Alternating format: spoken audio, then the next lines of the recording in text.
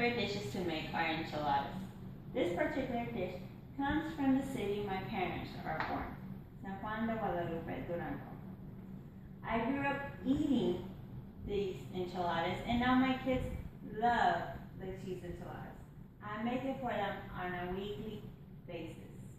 Today, I will share with you how to make this fast, easy, delicious, and healthy enchilada recipe. First, you're going to gather all the ingredients. You only need 4 main things. The first ingredient you're going to need are tortillas. The quantity of tortillas depends on how many you're going to feed. Having 4 kids of my own and a boyfriend that loves to eat, I like to make a lot to make sure we have enough for everybody.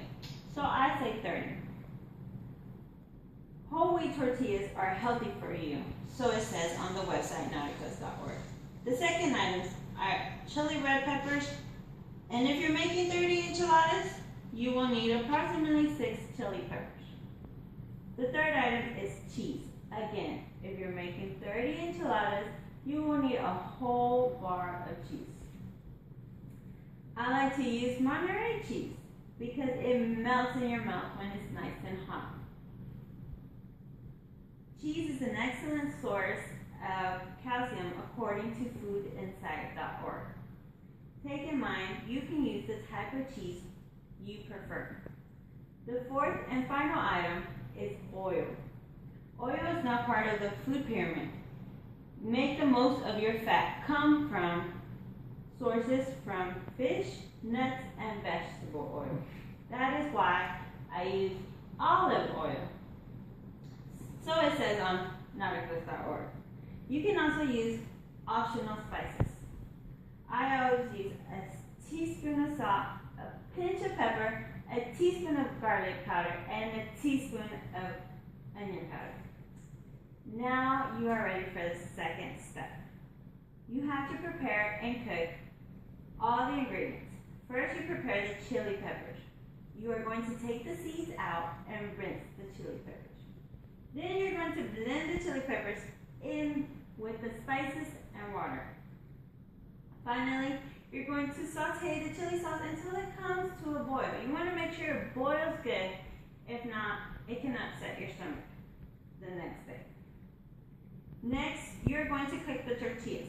You're going to heat up the oil until it comes to about 200 degrees Fahrenheit.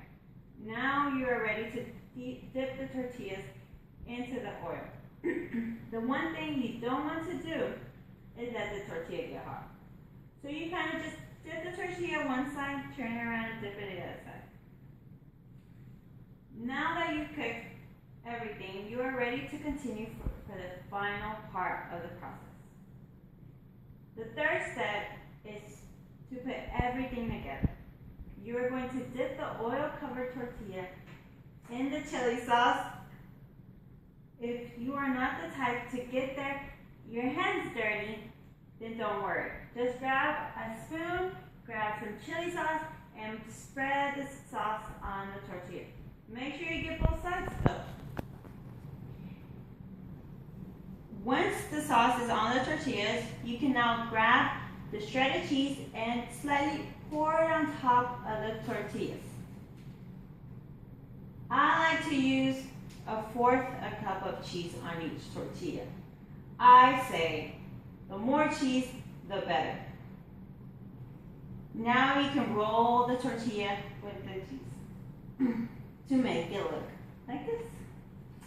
Don't forget, the more cheese the better, so you can always sprinkle a little bit of cheese on top of the tortillas.